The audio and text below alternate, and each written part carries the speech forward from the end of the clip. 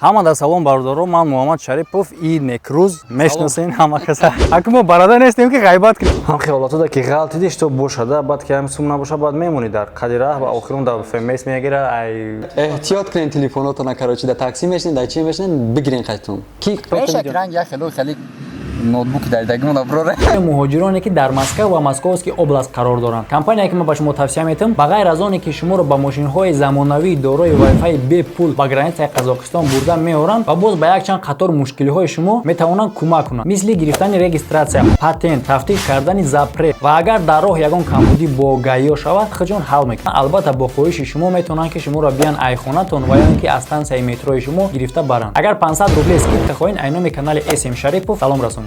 Ида бародар як рӯз видео на бародар ҳисоб буд. Сабабаш ҳамин буд ки чихеле ки ҳозир шумо дестен, ма дар Тоҷикистонам, ай бародарам ки чихеле шумо медонен дар Москва буд. Имрӯз дар пеши ма, яъне ки ҳамин бародар ба Тоҷикистон баргашт. Яъне чихе баргашт. Яъне ки ба дарғамон када. Яъне ки ба ихтиёри худаш не, ба ихтиёри хичон овардан. Мега ку ғариб шо, ба ихтиёри мане, ба ихтиёри хичон мега мара хизмат овардан. И бародарамон ҳам хеле кор шидага. Амаш маълум мавзӯъ мегум чӣ симат мекунем ҳозир? Влог? Хали влог. Влог намедонӣ влог чие? Охай влог яхи блогерои мо блог ай влог фарқ намекунанд. Блог дам ғайбат мекунанд, влог дам ғайбат мекунанд. Бо чуна умник мегиранд. Не, аки мо бародар нестем ки ғайбат кунем дар ҷои ҷа. Ғайбата бураҷон се намуд одамон мекунанд. Яна яким намуд одамон кампиро, деюм намудаш. Занакое ки шумо як зани дига мегиранд ку. Баъд инсон хай фикр мекунад ки ҳозир зани деюмиш қатида уҷа айши машират карда, кайф сафо карда гашта. Баъд мегарда ура ғайбат мекунад. Мисол ай сухта шада, қаламфира мекунад. Деюм намуди одамон ки ғайбат мекунад. Гавайда будам. Аки ғайбат намуд шахид мефаҳмем. Ман аки брат ҷига пай ки ман хефиядам ман намёк наметавонам, ман открити гап мезанам. Аки ҳозир деюм намуди одамонро гуфтем ки ғайбат мекунад. Сеюм намудиш кия? Бародар? Сеюм намудиш бародар. Барои ҳамин кор. Бля и шӯхӣ буд, бо ягон чӣ хапа нашава. Ту шӯхӣ кардӣ? Ман аки шӯхӣ кардам. Ман ростӣ гуфтам хайр. Та ростӣ. Барои ҳам брат гап сари масъала ҳаме ки ғайбат яъне ки запатентоват кардагия, фаҳмидӣ? Гуфтагӣ бар ин ҳо, на самом деле влога запатентоват кардаган ғайбата фаҳмидӣ? Ғайбата запатентоват мекунанд фикс ним. барои ҳаме як кас агар ном шуда дар каналаш гирифт, тамом вай ғайбатчай, вай дигар кор надорад. Хача хичон ҳеч кор намекунад. барои ҳаме так что ғайбат запатентоват кардагиаст, ғайбата ғайбат намекунем. Ғайбата бародар мекунад, ғайбат кори мо неста.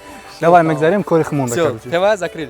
Тема закрыли, кори химонда мегзарем. Основной проблемой химонда яъне ки гуфтиу гапҳо ки ғайбат запатентоват кардагия, мо дар бораи гапҳои бемаъни, гапҳои бесмисли, на як кас як кор карда, як кас як кор накарда. Гуфта ҳар кас кори худша меёвад. Ҳар кас конкрет ҳар кас контенти худша меёвад, корша пеш мебарад. Ранги қаламфирзадагӣ ҳои бояд шудан дар кор нест, да, правильно?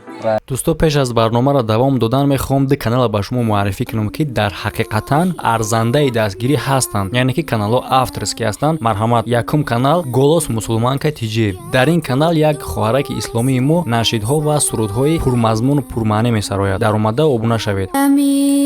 بیدار شو ای دل دمی بیدار شو مستی نکن هوشیار شو مستی نکن هوشیار شو. ва канали навбати бародаро, канали панди дӯстона. Дар ин канал қиссаву пандҳое ҳастанд ки ман боварӣ дорам ки ҳатман ба ҳамаи шумо писанд меояд. Бидроен, тамошо кунен, маъқул шид подписатсия кунен. ссилкаи ҳар ду каналҳо дар описанияи видео аст.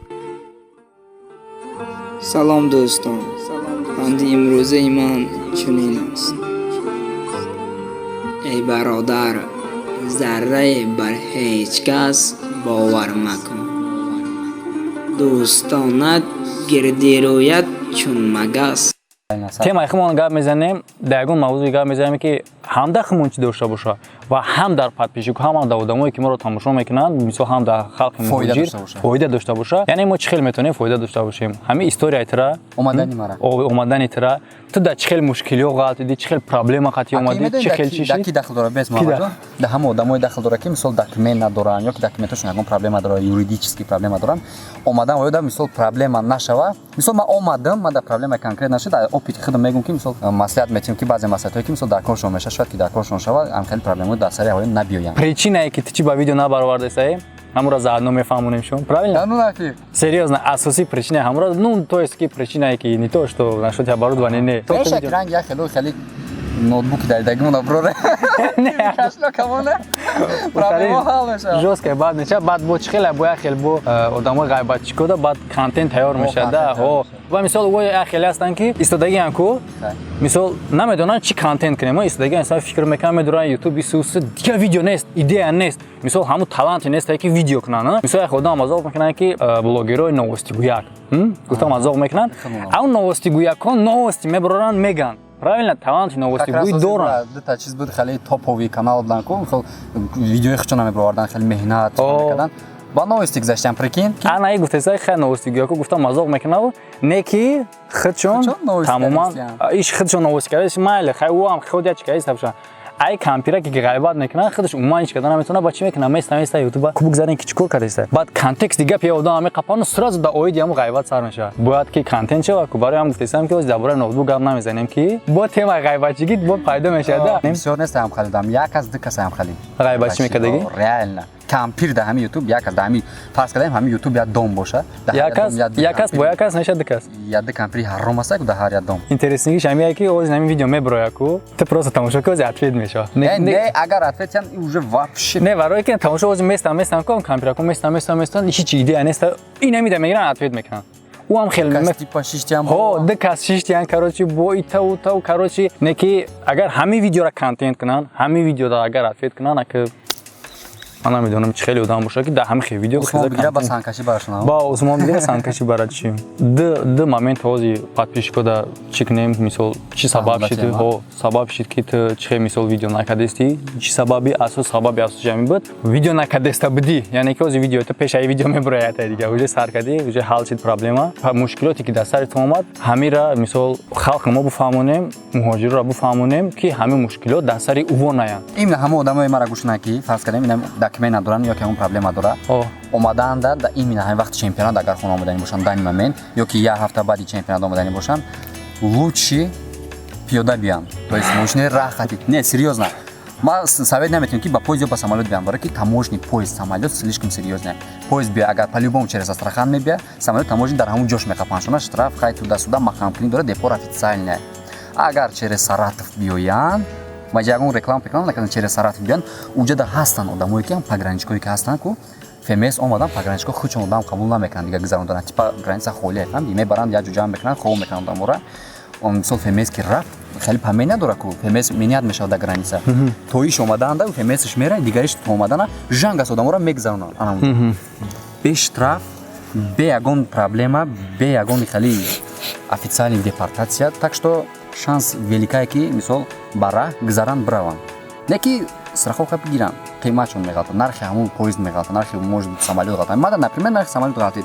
нашуд сумш мана тарсидам ки пиёда омадам просто ман медонистам ки чӣ мешавад вот именно пиёда гуфтӣ ман гуфтам пиёда надору ки такси хати я реклама мара дидам гуфтам ку велик ба граница то есть граница ба велик мераванд ку не гуфтам маро дар назар дори пиёда қади ози ами мисол реально мо медонем ки ба мисол ба қонуни фмс на самом деле бояд одамо 3 моҳ дар Москва бестанд 3 моҳ дар Москва бестанд бо бираванд обратно Тоҷикистон дар оҷа 3 моҳ бестанд баъд бо бугардан биянд не ки ҳамин кор ҳамаи мо медонем ки физически ҳамин кор невозможно мисол и гапаро одамо против таксиҳои граница бурдагиҳо мегӯянд ман мисол тарафдори ӯро намекунам не ки як кора физически гуфтан накора тасаввур мекунем ман билет мегирам мезанам мерам Москва дар Москва 3 моҳ кор мекунам одам хай билет мегирам мезанам мерам Москва 3 моҳ кор мекунам бо обратно билет мегирам я Тоҷикистон 3 моҳ дар ҷа места мо медонем дар ҷа мисол кор надора одаме ки мисол Россия меравам я дар ҷа кор надора бо 3 моҳ пас ӯ ай куҷо бо сумиёва бо мезанам мерава проблема одамое ки бидонанам ҳамин кора мумкин ай бидонанд не ки намерава 3 моҳ дар ҷа биста бо бирада уҷа бо 3 моҳ ба агар дар ҳамин ҷа ки ман чӣ гуфтанем